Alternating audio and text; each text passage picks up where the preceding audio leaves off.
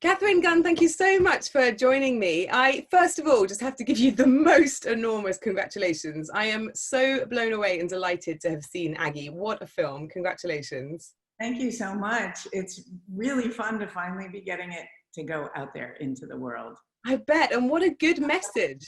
Yeah. Yeah, I mean, it's such a positive message. It feels like a tonic, like a balm for the soul after the year that we've had, to see so much art. First of all, I mean, this film, I'm a real art addict, and this film is just a complete and utter kind of psychedelic, unbelievable, absolute celebration of artists. And I loved seeing that tapestry of artwork that you presented. Clearly you are a major art lover yourself. It's just lavish the attention on the art in the way that you did. It does. I mean, I was raised with art, not in that apartment that you see there, because I was already out of the apartment by the time she moved in there. But I was raised around art, and I'm an artist. I've done painting, photography, and now obviously filmmaking. But it was really important to me because Aggie does see the world through art, that everything that motivates her, everything that inspires her, all of her curiosity is driven through this lens. And so there are over 200 pieces of art in the film. And I can believe it. Yeah, and all different kinds of art. So there's poetry, and there's music, and there's dance, and there's all different kinds of films and books. And then obviously a lot of paintings and sculptures. But instead of using archival photographs and videos, we tried to create what we call internally the art stories, but where you just get, when she's talking about a memory, instead of seeing a photograph of her, then you see these artworks that kind of go into one another and give you this sense of what it felt like. I like to, the quote from Maya Angelou that says, when you meet someone, you don't necessarily remember what they said or even what they did, but you will remember how they made you feel. And like that's how we try to approach artwork in the film. Yeah, that's beautiful. I really, really got that sentiment very quickly. So Agnes Gund, your mother, Aggie, is just such such an interesting character. I don't think I've ever really come across anyone like her. I've worked in the art world a long time. I've met a lot of philanthropists. I've worked with a lot of big collectors. I've worked with, I used to work at the British Museum. I looked after the trustees there. So this is a world that I know intimately. I know major collectors. I know major philanthropists. I'm very lucky to know, but I never come across anyone quite like Aggie. And I think what's so powerful is the slow way that you reveal all of the different facets of who she is and what she stands for, because it is a complex story and it's nuanced, and I think the way that you sensitively tell it is great. I mean, there's a lot of surprises in there. But first and foremost, as a filmmaker, you have this very sort of double fundamental problem that you've got to get over. One is, it's never going to be a walk in a park as a bona fide artist to suddenly make something about your mother. It suddenly becomes like your entire career suddenly becomes very personal. That's tough. And then the second major problem is that you have one of the most reticent documentary subjects I have ever come across. What do you do? The film opens with this fantastic question when you say, what do you think about this film, Mum? And she's like, I hope no one sees it. What? Yeah. There was a lot of that. I mean, it's like almost making me cry from laughing, because she is, I said to her at one point, the challenge for me in making this film with you is that I have to convince you that you're worth making a film about. But part of the reason you're worth making a film about is that you would never want a film made about you. And there was, I don't know if you stayed till the very end, watched after the credits, there's a tiny little Easter egg that comes up where I said, so what do you think now about— Oh, okay, because I was desperate to know. Okay, I didn't see it. It was at the very, very end, and it's also in the back of a car, which is shot on my, little phone, because it's the only time I could get her to answer some of these questions, none of which she ever answers. But I turn the camera and I say, so what do you think now about the film? And she says, the film is great. What film? Oh my God, this is the story of my life. She's like, wants to be supportive and help me do whatever I'm doing. People have asked if they thought anyone else, like, could anyone else have made a film about her? Any film, not this film, but, and I say, I don't think so, because when I asked her why she let me make it, which I didn't ask till we were done, because I was afraid she'd say, we're making a film, let's not make a film. Like, actually don't make the film. So I waited till we were done. I said, why did you let me? And she said, because you asked me.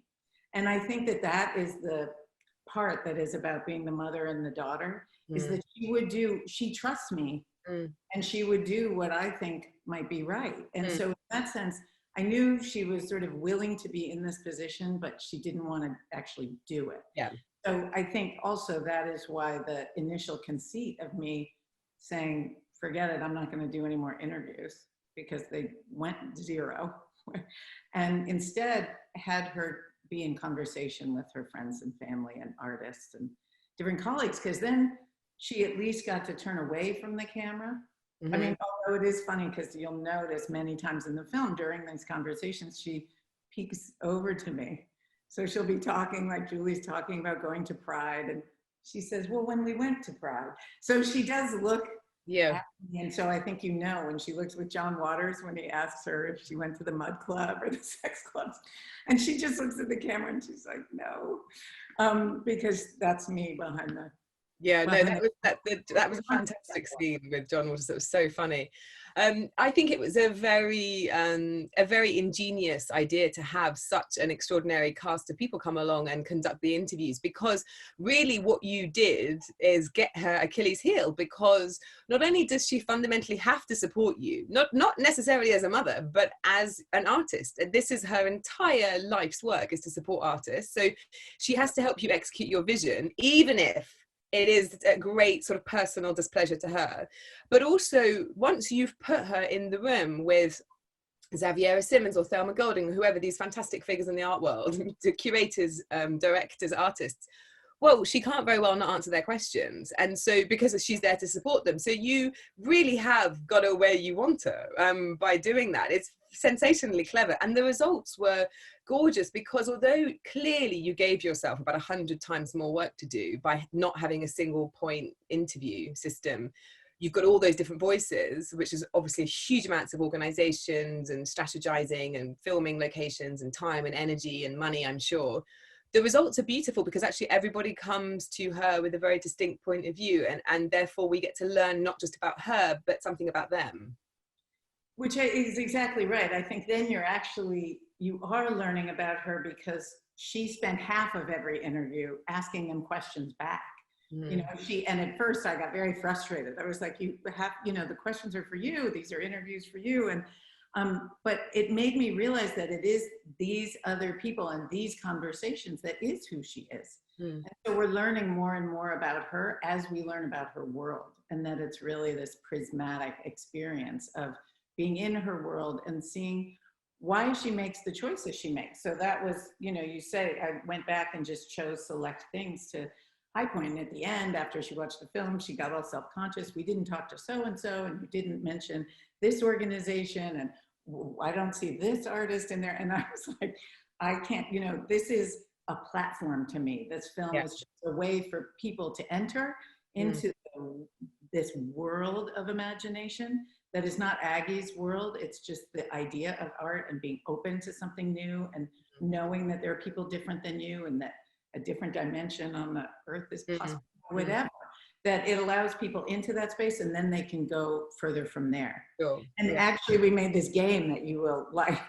We have a card game that's coming out in April that's based on her collection that uses some of this ideas, which is that I have 4 kids who are all in the film, and they made this present for her about 10 years ago, where we just took 100 pieces from her collection, and we play like apples to apples with these images and tell stories. And you don't have to know anything about art to play the game, but it teaches you, it's what they always knew, which is when they look around, it was what do you see, what do you feel, not who made it and what year and what country are they from.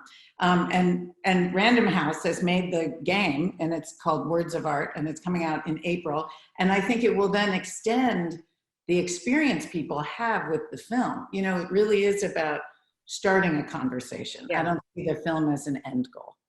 I mean, there's so much I want to talk to you about in terms of the sort of philanthropic endeavors and just how pioneering she was. But I think one of the things that I really want to touch on before we get into all of that, because I can see that is such a big subject and such an important subject, is just to really celebrate the really sensitive way that you put forward how she sees art, given that she is a reticent subject, given that she doesn't define herself by being really a great speaker. She seems relatively introverted to me with this fantastically dry sense of humor. You know, normally when you encounter someone who's like, you know, president of the MoMA or has done these extraordinary sort of New York Times headline activity for arts philanthropy, you know, you expect them to be sort of didactic and sort of erudite to the point of like finely tuned art criticism that goes so far away from the artworks that you're talking about. Or with collectors, worse still, they talk to you about the market. I mean, it's so rare for me to have seen that much screen time with an artist and for them never really to mention the artwork. In fact, I don't think she mentions it once. And I thought it was so beautiful, particularly at the beginning, when just that really simple motif that you put forward, that she tries to put across that the Georgia O'Keeffe painting of clouds allows her to have a relationship with the sky in it. And it was so poetic. And I just thought, wow, and I thought it was so refreshing and really a tonic I needed right now, particularly given the way that the art world can feel like sometimes, which feels just like a market sometimes, to just see someone who has committed themselves to this 3-letter word, to art, but just in the purest way and almost like a childlike, joyful way. Not to remotely say that she is unintellectual in her appreciation of art, but there is something just fundamental and soulful about the way that she sees the world through art. And I thought the way that you gave that space was so, so beautiful. That's so nice, because it's hard, you know, even in film now, you're supposed to keep moving and you're supposed to, you know, we really struggled with, there were moments I just wanted to stay on a piece for 5 minutes, you know, 5 whole minutes. And I'm not one of the people, and neither is Aggie, who goes really slow and sits in front of a piece. Like, she moves very quickly through a gallery and hones in on a couple of pieces that she wants to explore. But there was a sense that, you know, how do we get into the place where what she's projecting forward is what we can absorb and recognize? And that's why I use so many shots also, I think towards the beginning, of her looking at art with Raj. She's walking through, yeah, and you're just there, but they're not, you know, what you say, it's partly her personality, it's partly the notion of art. Like, how do we get at a soulfulness that can't be put into words, but also her wit and any words she would use. It is about sort of not saying. It's always what she didn't say. And I can't make a film like her not saying anything. Exactly. Because if she was another collector, you know, there'd be a lot of like running your mouth off about this and about that and the price and the da la la la. And it's just her with this like very respectful approach. And, you know, when she goes to Xavier Simmons' studio and she's just really listening. She's just really, really listening and just taking it all in. Like she's like a big sponge. And you see her come out with this loaded with that experience. Yeah, I mean, I think there is a way that her collecting is so different than The Price of Everything, which was the most recent one people might have seen. Yeah, so to me, it's like the opposite side of that, because it's got nothing to do with prices except the one price. The one. The Liechtenstein. And I find it totally fascinating to talk about that transaction, because although she never approaches art transactionally, I feel like even in that instance, she wasn't trying to make money. She was actually doing this alchemy and turning a painting into justice. Yeah. Because the intention that was behind it. And I feel like the intention, maybe that goes with our soulful use of that word, that it is something that's beyond language. And you know, that the painting didn't disappear, and the money didn't disappear. You know, that this painting actually, there are a lot of collectors who are also philanthropists, but there had been nobody who married those things so completely into this moment where the day before there wasn't $100 million for criminal justice reform, and the next day there was, and there was still a painting. You didn't have to destroy the painting to do it.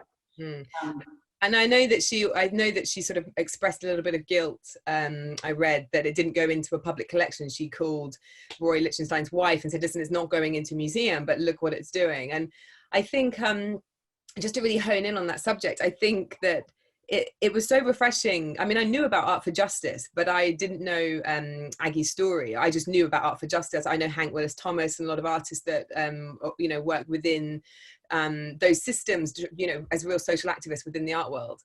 And I thought, this is so it's so powerful, because I think we've almost become so jaded to think that like high-end philanthropy is always like a really powerful white man putting his name onto a wing, or putting his name onto a plaza, or putting his name onto a library, or putting his name to his own museum. And this was the opposite. It was her recognizing that there's a sort of systemic, fundamental, broken system, and that actually there are a lot of people who are fighting for those causes, and actually if you can bankroll them, you can make immediate change. And I just thought the numbers at the end were staggering. The fact that like over 1 million people now have the right to vote, the majority of US states, it's, juveniles not being allowed to be in solitary confinement and not able to have life without parole. And it was just, I welled up a few times throughout the film, but that bit was, I was literally like biting my fist. And I have a small amount of agency in the art world. And I went to bed last night talking to my husband about like, what am I doing about this? That thing I was telling you about, right? I'm going to double down on that, because it suddenly just felt like, she just sort of, every single person hopefully who watches this film says, right, what am I doing? Because almost you become complicit in activity if you watch this amount of activity. I wonder if that was one of your main inspirations. Obviously it's a love letter to your reluctant mother, but it's also presumably something which you hoped would inspire other people. Well, there's several things in what you just said that I love. And one of them is definitely to inspire people, even if they don't have a Liechtenstein, even if they aren't an art collector. And that is certainly at base what we hope to do, get people to think more clearly, to feel their agency, whatever that is, to feel like they can make a choice. They don't have to do the same thing their family did, or the same thing the government, like we don't have to do things as a parent a certain way. We don't have to do things in a, that we can sort of make our own path. And I think she didn't realize that until Studio in a School, which she started in the 70s based on an article. And she says this all in the film, but the article said that the kids were getting arts cut out in the New York City public schools. And she thought, that's impossible. You can't take art away. And I could do something about this. So I do hope that through all the people, the other day someone said, what do you hope that people take from this film and bring into the voting booth? Because obviously we have this very important election coming up. And I said that, what I do hope is that there's someone in the film they can take with them. It doesn't even have to be Aggie if you didn't identify with something specific to her, but you could identify to something with Thelma, or something with Julie Maritou, or something with one of the grandchildren, or Teresita Fernandez, something she says about women constantly be making, that we're always making, and to just make that recognition for yourself and realize you can go in and cast the vote the way you want to vote. So I feel like it's peopled in a community that allows everyone to identify with that agency. But I also think part of what you're saying is, what did she do that was different than other collectors that demonstrates the power of narrative change? And it's that cultural shift of really, when you cite all those things, I'm so glad you saw all those things at the end that are coming out of this. But policy change, Bryan Stevenson says, is always downstream from narrative change. That culture has to change. You can change the laws, and he cites Brown versus Board of Education, which allowed children in this country to go to school, or to go to school with kids of different races, but it didn't end racism. Only culture change can end that. And so I feel like what's been important about what she did with Art for Justice was that it's not just to say, let's change some policy, but let's bring the artists and the activists and the organizers and the lawyers all together so they can put their best creative and analytical minds together to figure out how to actually change how people think about what's going on, so that people put the action, and so I think both of the parts of how I answered your question are linked. What people can do is linked to narrative change by realizing that it's active. People aren't dying, people are being murdered, right? People aren't relying on the government system for food and whatnot. They're being starved by a government that could provide, in a whole community, a whole society that could see it differently. And I think when we change that verb and make things active, that it allows us to be active. Yeah, and I think it's really powerful when you take something which is so big and feels so problematic and you make it very personal. And, you know, those really moving passages where Aggie talks about her experiences of the civil rights movement, she talks about her experiences of the AIDS epidemic, and the way that she holds herself accountable, the way that she behaves in those instances. You know, she doesn't make herself out to be any kind of hero. You can see that she has really lived, and through her lived experience that has informed the decisions that she's made. And I think that is helpful to people, you know, to not make these sort of, not to present endless statistics or endless problems, but actually to say, well, the choices I made took me this path, this path, this path. I'm not Mother Teresa, but this is what I saw, and these are my choices. And I think probably as well, one of the things I want to talk about is the idea that really there's a lovely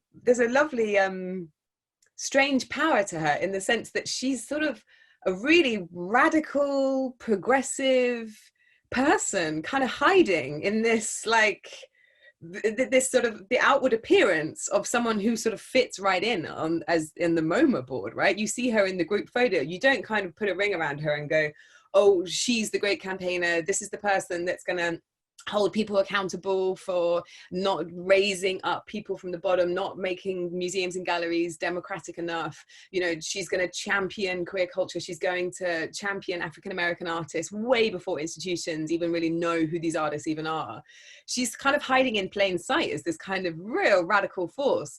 And I have to say thank you very much for including some footage in there where, you know, you've got her like in her 80s power suits and stuff, and in the apartment, and she really does look like a certain type of person, and really isn't that kind of person. And I thought that was really probably the daughter's lens of, you know, because it must be peculiar for you as well to know your mother so intimately and to know her radicalism, but then also to see probably the way that she's seen in the world as probably quite different. I think that's exactly right, because I feel like what comes across in the film, or that you're reflecting back to me, is that she models listening, that she models growth. And that to me was what I really learned making the film. And it goes back to her questioning all the people she was in conversation with. And you know, that there's a way that I feel like she grew with me, and that parents aren't, you know, mothers aren't usually expected to change or allowed even to change. And you know, there she is, she's kept some of the same things. Her hair is perfectly, all through quarantine, perfectly coiffed every day. You know, that there's some things that don't change. Her outfits, you know, they've gotten a little more casual during quarantine, but you know, she holds on to those. But on the inside, if you look 80 years ago, from this segregated, sheltered family outside Cleveland, super rich, like lots of kids, and a governess, you know, she was in a certain place, but she knew there was something else, and she kept going and looking for it, and being open to it. And to me, you know, as a parent, I realize I'm supposed to know what's happening all the time. And when I don't, or when I let my kids teach me, I think sometimes that I'm being irresponsible, it throws them off. But by making the film, I look at it and I realize what she learned from having me come out, and from us being together and living, both of us, through the AIDS crisis. Her friends started dying before mine did, because Robert Mapplethorpe and Scott Burton and people that she was close to, that she saw, you know, Robert and her had a relationship, and when he died, I was still in college. And I came to, you know, she said, I've been giving money to this organization, ACT UP, and I'm not going to go march with them, but you will when you get here, because I was moving here right from college. And I came first Monday, and that's what I did. And it was like, I see that she was saying, I'll do what I can, and I'm with you, and I'm growing and changing, I'm responding to what's happening. She wasn't talking about criminal justice reform 15 years ago. Yeah. It wasn't, you know, she wasn't part of critical resistance. She hasn't, I made a film 30 years ago in the Bedford Hills prison about women living in prison with HIV and AIDS. And it was right at the very beginning. It's a janky little whatever video that we made when the women started coming out. And she was supportive because it was something I was doing, and she understood it was about HIV and AIDS, and that my work with ACT UP wasn't about the wealthy gay white men that were the majority. It was really about seeing the connections as I do now with the criminal justice system. And I think she sees that now, that, oh, you know, if we fight to end mass incarceration, we're actually addressing the racism that affects me in my daily life, because now I see it. I see, as a white person, I have a race.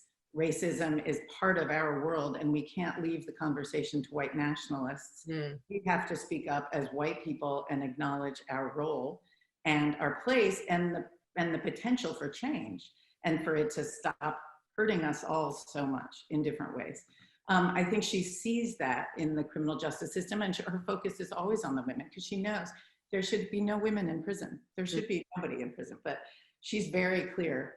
I would say her most vocal abolition ends at when there should be no women in prison. I think she's still struggling with how we reckon with the other change, and we all do, but we're going to get there.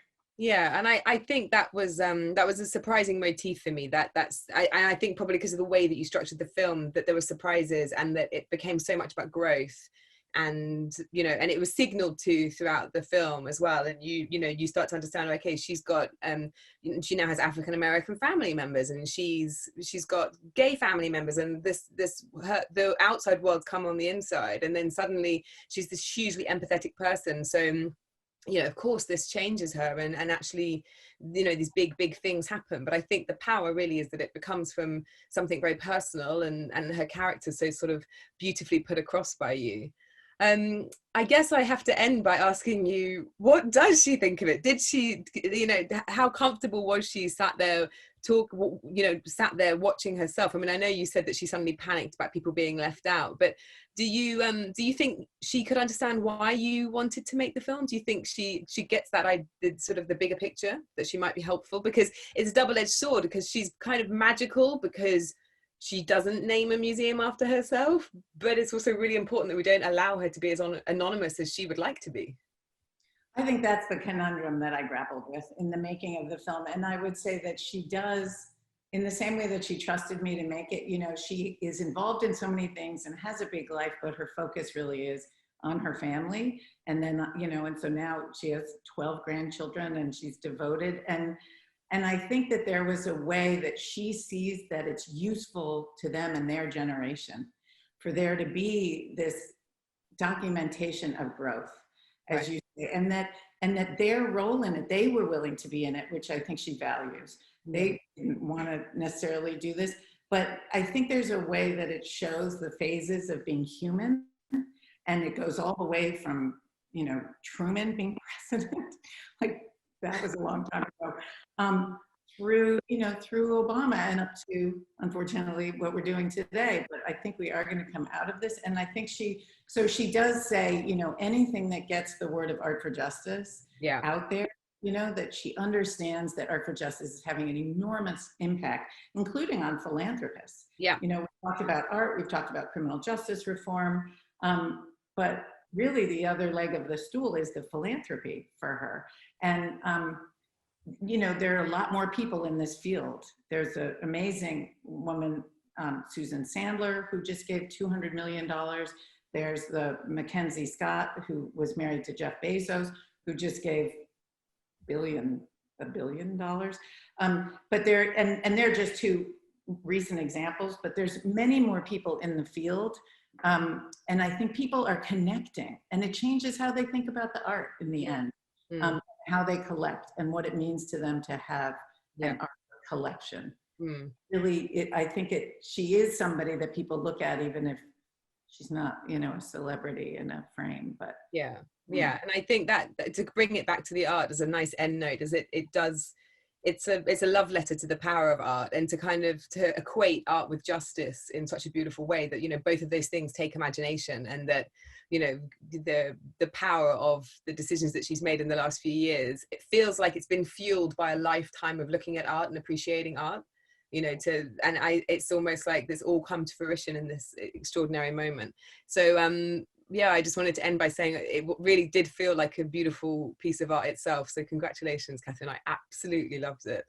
It's so wonderful to speak with you, and to realize all the interconnections and the weaving and the different things that come forward. So thank you very much for the conversation. I'm so glad you liked it.